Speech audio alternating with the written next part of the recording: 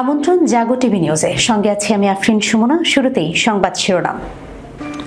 Transgender বিশ্বাস করেন না ট্রাম্প, যুক্তরাষ্ট্রে লিঙ্গ হিসেবে শুধু নারী এবং পুরুষকেই স্বীকৃতি দেয়া হবে। ঐতিহাসিক পদক্ষেপ নিলেন নতুন মার্কিন প্রেসিডেন্ট।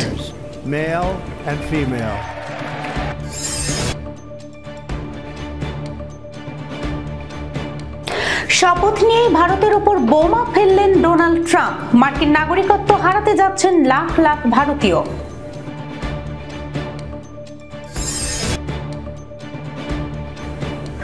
সম্পূর্ণ অজানা এবং অদৃশ্য এক হাতিয়ার, চীনের যে অস্ত্রের ভয়ে কাঁপছে ভারত আমেরিকা।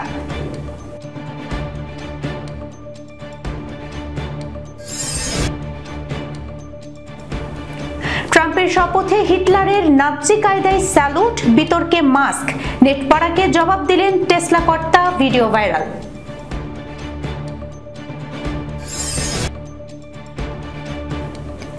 নিক্কেই এশিয়ার প্রতিবেদন, বাংলাদেশ পাকিস্তানের সম্পর্ক আরো জোরদার, বাণিজ্য 4 গুণ বাড়ার আশা।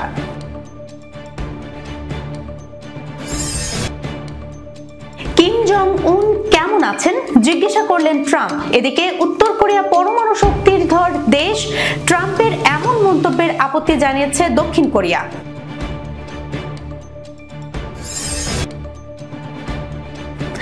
রাশিয়ার গ্যাস পেতে এরদোয়ানের দ্বারস্থ স্লোভাকিয়া। দর্শক, এতক্ষণ শিরোনাম শুনছিলেন, এবার জানিয়ে দিচ্ছি বিস্তারিত।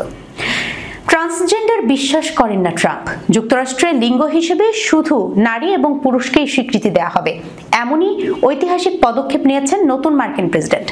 মার্কিন যুক্তরাষ্ট্রের 47তম প্রেসিডেন্ট হিসেবে শপথ নিয়েছেন ডোনাল্ড ট্রাম্প। সোমবার বাংলাদেশ সময় রাত 11টার দিকে ওয়াশিংটন ডিসির কংগ্রেস ভবনের ক্যাপিটাল রোটুন্ডায় শপথ গ্রহণ করেন তিনি। শপথ নেওয়ার পর প্রেসিডেন্ট ট্রাম্প তার অভিষেক ভাষণে বেশ কিছু বিষয় নিয়ে বক্তব্য রাখেন। সেখানে তিনি ট্রান্সজেন্ডারদের বিষয়ে তার অবস্থান স্পষ্ট করেন।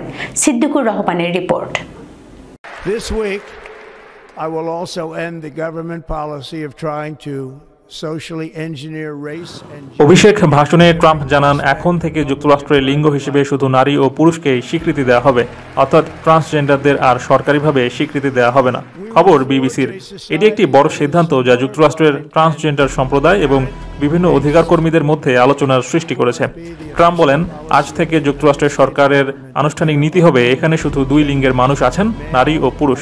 এর মধ্যে তিনি ট্রান্সজেন্ডারদের জন্য সরকারের পক্ষ থেকে আর কোনো সুবিধা বা সমর্থন দেওয়া হবে না বলে ইঙ্গিত দিয়েছেন।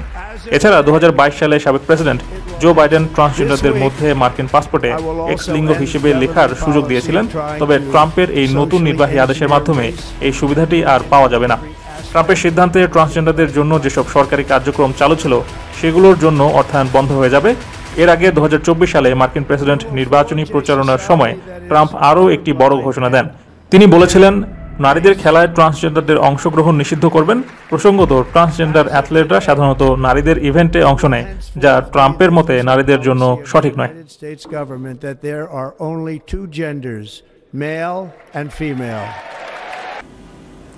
শপথ নিয়েই ভারতে বোমা ফেললেন ডোনাল্ড ট্রাম্প। মার্কিন নাগরিকত্ব হারাতে যাচ্ছেন লাখ লাখ ভারতীয়। দ্বিতীয় মেয়াদে মার্কিন প্রেসিডেন্ট হিসেবে শপথ নিয়ে বেশ কিছু নির্বাহী আদেশে সই করেছেন ডোনাল্ড ট্রাম্প। এরই অংশ হিসেবে যুক্তরাষ্ট্র থেকে অভিবাসী বিতরণ করতে ধারাবাহিক কিছু সিদ্ধান্ত ঘোষণা করেন তিনি। ট্রাম্পের ওই কঠোর পদক্ষেপে মার্কিন নাগরিকত্ব হারাতে যাচ্ছেন লাখ লাখ ভারতীয়। 48 লাখ ভারতীয় আমেরিকায় বসবাস করছেন। এর মধ্যে 34% অর্থাৎ 16 লাখের জন্ম যুক্তরাষ্ট্রে। এই আইনটি চূড়ান্তভাবে বাতিল হলে এই 16 লাখ ভারতীয় আমেরিকান নাগরিকত্ব হারাবেন। বিস্তারিত প্রতিবেদনে।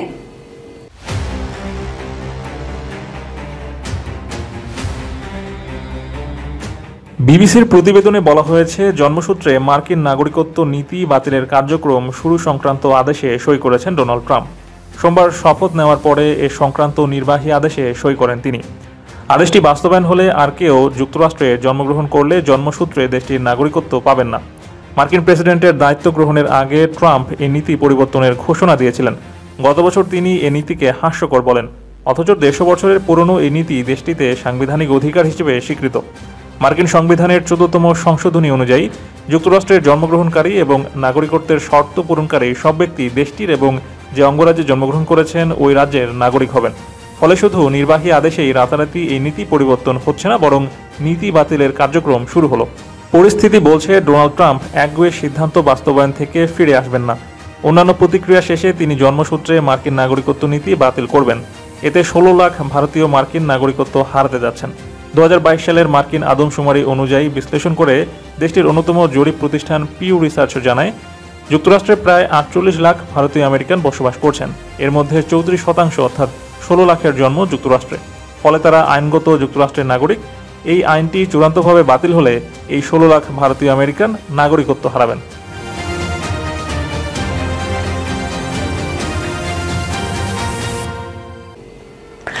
সম্পূর্ণ অজানা এবং অদৃশ্য একটি হাতিয়ার। চীনের এই অস্ত্রের ভয়ে কাঁপছে ভারত, আমেরিকা। এর এক আঘাতে উড়ে যেতে পারে গোটা একটা শহর।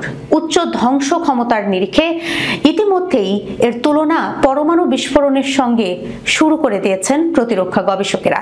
এমন ভয়ঙ্কর মরণাস্ত্র তৈরিতে চীনের অগ্রগতির খবর পাওয়া গেছে। ড্রাগন ভূমি চীনে চলছে এর ব্যাপক নির্মাণ কাজ। আর সেই খবর প্রকাশ্যে আসতেই আতঙ্কে আমেরিকা, পিছিয়ে নেই ভারত। তাই নয়াদিল্লির কপালেও পড়েছে চিন্তার ভাঁজ। বিস্তারিত জানাচ্ছেন সিদ্দিকুর রহমান।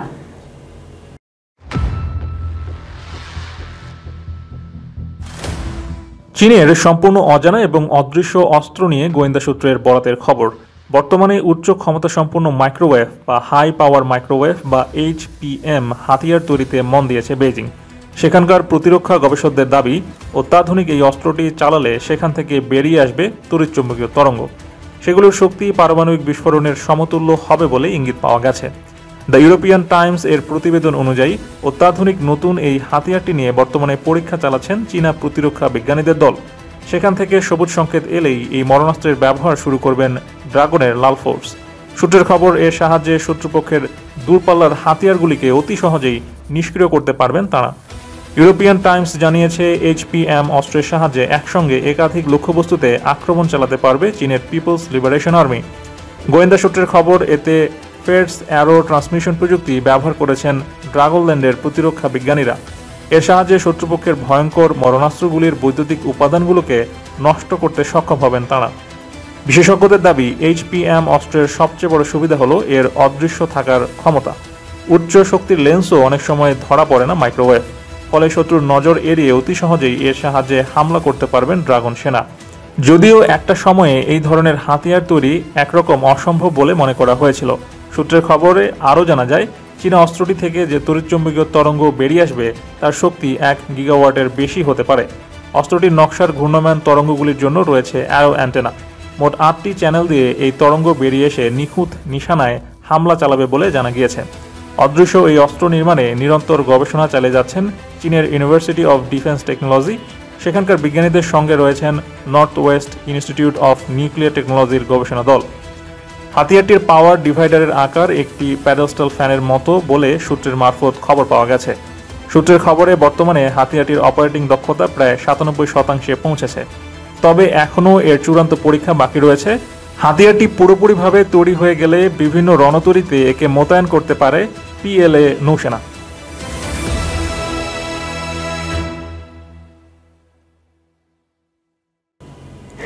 যুক্তরাষ্ট্রের 47তম প্রেসিডেন্ট হিসেবে ডোনাল্ড ট্রাম্পের শপথ নেয়ার দিনে বিতর্কে জড়ালেন মার্কিন ধনকুবের ইলন মাস্ক।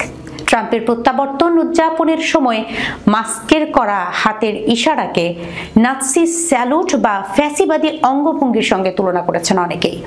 স্থানীয় সময় সোমবার ওয়াশিংটন ডিসির ক্যাপিটল ভবনে যুক্তরাষ্ট্রের 47তম প্রেসিডেন্ট হিসেবে শপথ নেন ডোনাল্ড ট্রাম্প। এদিন ক্যাপিটল ওয়ান এরিনায় একটি সমাবেশে অংশ নেন ইলন মাস্ক। বিস্তারিত ডেস্ক রিপোর্টে।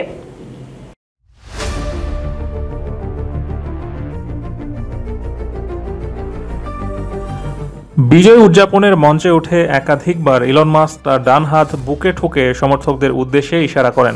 মাস্ক তার ঠোঁট কামড়ে ধরেন, আঙুল প্রসারিত করা ডান হাত বুকের বাঁ পাশে স্পর্শ করেন। এরপর আঙুল প্রসারিত করা ওই ডান জোরের সঙ্গে ঊর্ধ্বমুখী করে চিৎকার করে বলেন ইয়েস। পরে তিনি ঘুরে পেছনের দিকে থাকা দর্শকদের একই অঙ্গভঙ্গি দেখান। অনেকে এটিকে রোমান স্যালুট হিসেবে উল্লেখ করছেন, যা ইতিহাসে নাৎসি স্যালুট নামে পরিচিত। সমর্থকদের দাবি, এই অঙ্গভঙ্গি করে সুনির্দিষ্ট একটি মতাদর্শের প্রতীকী বহিঃপ্রকাশ করেছেন মাস্ক। তবে ইলন মাস্কের সমর্থকদের দাবি, উচ্ছ্বাসের মুহূর্তে করা এমন অঙ্গভঙ্গিকে ভুলভাবে ব্যাখ্যা করা হচ্ছে। এদিকে মাস্ক তার ভাষণে বলেন, ট্রাম্পের বিজয় কোনো সাধারণ বিজয় ছিল না, এই বিজয় সত্যিই গুরুত্বপূর্ণ। এই বিজয় নিশ্চিত করার জন্য সবাইকে ধন্যবাদ জানান মাস্ক। তিনি বলেন, সভ্যতার ভবিষ্যৎ নিশ্চিত করার জন্য সবাইকে ধন্যবাদ। এদিকে তবে এই সব অভিযোগ আমলে নিতে নারাজ টেসলার প্রধান নির্বাহী ইলন মাস্ক।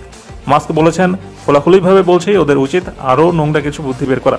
সকলকে হিটলার বলাটা না পুরনো হয়ে গিয়েছে।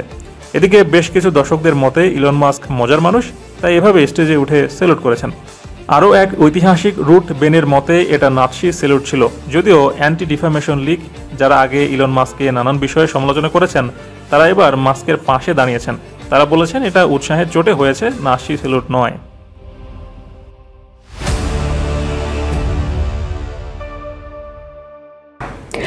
বাংলাদেশ পাকিস্তানের সম্পর্ক আরও জোরদার, বাণিজ্য বেড়ে দাঁড়াবে 4 গুণ। এক প্রতিবেদনে এই তথ্য জানিয়েছে নিক্কেই এশিয়া। গণঅভ্যুত্থানের মুখে তখনকার প্রধানমন্ত্রী শেখ হাসিনার পতন এবং ভারতে পালিয়ে যাওয়ার পরই বাংলাদেশ ও পাকিস্তানের মধ্যে সম্পর্ক ফের জোরদার হতে শুরু করে। ৭১-এর মহান মুক্তিযুদ্ধের পর দুই দেশের মধ্যে তথ্য আদান প্রদানও বেড়েছে উল্লেখযোগ্যভাবে। নিক্কেই এশিয়ার খবরে বলা হয়, ইসলামাবাদ সরকার এবং ব্যবসায়ী গ্রুপগুলো আশা করছে এমন পরিস্থিতিতে ঢাকার সঙ্গে আগামী 1 বছরের মধ্যে বার্ষিক বাণিজ্য কয়েক গুণ বেড়ে $300 কোটি হতে পারে, যা বর্তমান সময়ের চেয়ে 4 গুণ বেশি। সিদ্দিকুর রহমানের রিপোর্ট।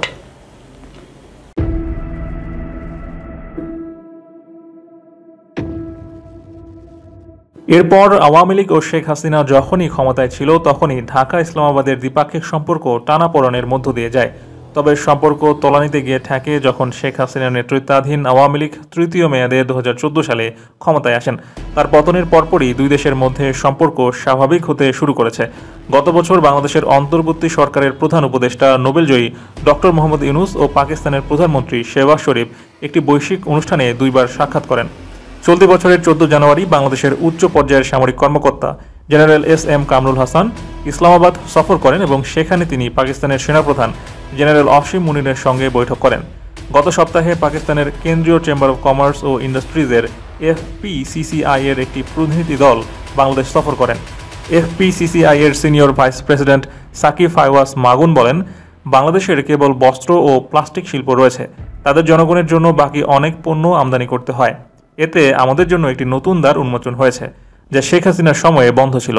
মাগুন বলেন, বাংলাদেশ এরই মধ্যে তাৎক্ষণিক ব্যবহারের জন্য 50,000 টন চাল ও 25,000 টন চিনি আমদানির জন্য অর্ডার দিয়েছে।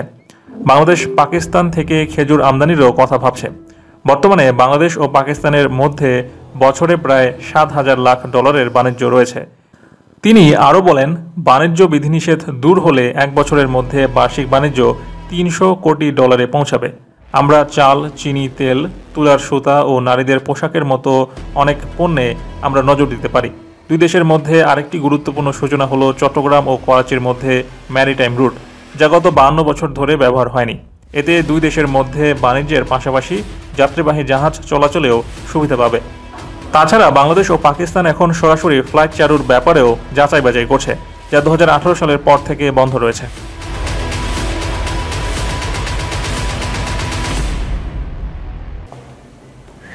কিম জং উন কেমন আছেন জিজ্ঞাসা করলেন ট্রাম্প। এদিকে উত্তর কোরিয়া পরমাণু শক্তিধর দেশ, ট্রাম্পের এমন মন্তব্যের আপত্তি জানিয়েছে দক্ষিণ কোরিয়া। উত্তর কোরিয়ার সঙ্গে যুক্তরাষ্ট্রের বৈরিতা পুরনো, কিন্তু তা সত্ত্বেও দেশটির নেতা কিম জং উনের সঙ্গে ডোনাল্ড ট্রাম্পের সম্পর্কের রসায়ন বেশ ব্যতিক্রমী। প্রথম দফায় ক্ষমতায় থাকার সময় নিরস্ত্রীকরণে রাজি করাতে নিজেই উত্তর কোরিয়ার নেতা কিম জং উনের সঙ্গে সাক্ষাতের উদ্যোগ নেন ট্রাম্প। 2019 সালে প্রথম মার্কিন প্রেসিডেন্ট হিসেবে ট্রাম্প উত্তর কোরিয়ার ভেতরে প্রবেশ করেছিলেন। বিস্তারিত ডেস্ক রিপোর্টে।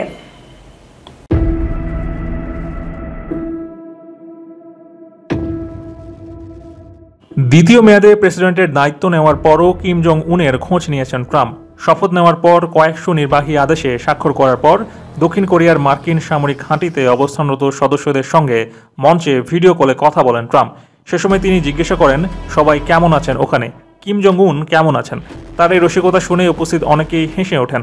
বড় পর্দায় ডোনাল্ড ট্রাম্পের সঙ্গে কথা বলেন দক্ষিণ কোরিয়ায় মার্কিন ঘাঁটির কমান্ডার সার্জেন্ট মেজর রবিন বলমার। তিনি নবনির্বাচিত প্রেসিডেন্টকে স্বাগত জানিয়ে বলেন, আমরা আপনাকে গ্রহণ করার জন্য প্রস্তুত। এর আগে ওভাল অফিসে সাংবাদিকদের সঙ্গে নির্বাহী আদেশে স্বাক্ষর করার সময় ডোনাল্ড ট্রাম্প উত্তর কোরিয়া নিয়ে কথা বলেন। সে সময় তিনি দেশটিকে একটি পরমাণু শক্তিধর দেশ হিসেবে বর্ণনা করেন। তবে তার এই মন্তব্যের প্রতিক্রিয়া দেখিয়েছেন যুক্তরাষ্ট্রের মিত্র দেশ দক্ষিণ কোরিয়া। বার্তা সংস্থা রয়টার্সকে জানিয়েছেন, ডোনাল্ড ট্রাম্পের মন্তব্যের জবাবে দক্ষিণ কোরিয়া বলেছে, যুক্তরাষ্ট্রের লক্ষ্য হওয়া উচিত উত্তর কোরিয়াকে নিরস্ত্রীকরণ করা এবং সেই লক্ষ্যে অবিচল থাকা।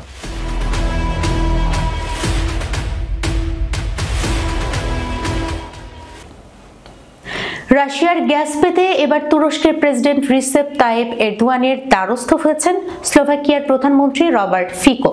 স্লোভাকিয়ায় কিভাবে রুশ প্রাকৃতিক গ্যাস সরবরাহ করা যায় এ নিয়ে রাশিয়ার প্রেসিডেন্ট ভ্লাদিমির পুতিনের সঙ্গে আলোচনা করবেন এরদোয়ান। স্লোভাকিয়ার প্রধানমন্ত্রী রবার্ট ফিকোর সঙ্গে এক বৈঠকের পর সংবাদ সম্মেলনে একথাই জানান এরদোয়ান। খবর তাসের। ইউক্রেনের ভিতর দিয়ে রাশিয়ার গ্যাস ট্রানজিট বন্ধ করে দেওয়ার পর স্লোভাকিয়ার রাশিয়ার গ্যাস সরবরাহ বন্ধ হয়ে যায়। এরদোয়ান বলেন, আমরা এই বিষয়টি নিয়ে আলোচনা করেছি। আমাদের তুর্ক স্ট্রিম গ্যাস পাইপলাইনে রয়েছে। দুই দেশের জ্বালানি মন্ত্রীদের সঙ্গে বিষয়টি নিয়ে আলোচনা করে একটি পদক্ষেপ নেওয়া হবে। তিনি বলেন, রাশিয়ার প্রাকৃতিক গ্যাস পেতে স্লোভাকিয়ার দাবি পূরণ করা উচিত। রাশিয়ার পররাষ্ট্রমন্ত্রী সের্গেই ল্যাভরভ এবং প্রেসিডেন্ট পুতিনের সঙ্গে আলোচনার মাধ্যমে এই সমস্যার সমাধান করার আশাবাদ প্রকাশ করেন এরদোয়ান। তিনি আশা প্রকাশ করে বলেন, আমরা এই সপ্তাহের মধ্যেই রুশ কর্তৃপক্ষের সঙ্গে যোগাযোগ করতে পারব। এক্ষেত্রে রাশিয়ার গ্যাস প্রথম পাইপলাইনে করে তুরস্কে যাবে। সেখান থেকে ইউরোপের দেশ স্লোভাকিয়ায় সরবরাহ করা হবে। দর্শক, এখনকার মতো এই পর্যন্তই। যাবার আগে সংবাদ শিরোনামগুলো জানিয়ে দিচ্ছি আরো একবার। ট্রান্সজেন্ডার বিশ্বাস করেন না ট্রাম্প। যুক্তরাষ্ট্রের লিঙ্গ হিসেবে শুধু নারী এবং পুরুষকেই স্বীকৃতি দেয়া হবে। ঐতিহাসিক পদক্ষেপ নিলেন নতুন মার্কিন প্রেসিডেন্ট।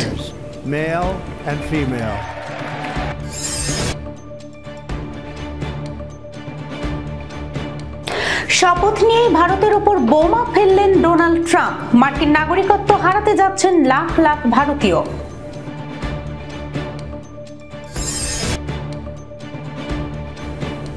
সম্পূর্ণ অজানা এবং অদৃশ্য এক হাতিয়ার, চীনের যে অস্ত্রের ভয়ে কাঁপছে ভারত আমেরিকা।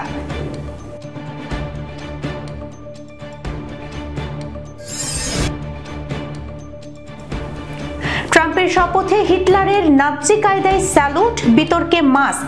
নেটপাড়াকে জবাব দিলেন টেসলা কর্তা, ভিডিও ভাইরাল।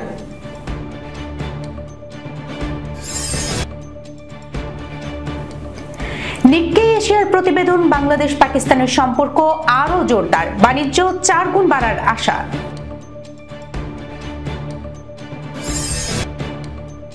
কিম জং উন কেমন আছেন জিজ্ঞাসা করলেন ট্রাম্প। এদিকে উত্তর কোরিয়া পরমাণু শক্তির ধর দেশ। ট্রাম্পের এমন মন্তব্যের আপত্তি জানিয়েছে দক্ষিণ কোরিয়া।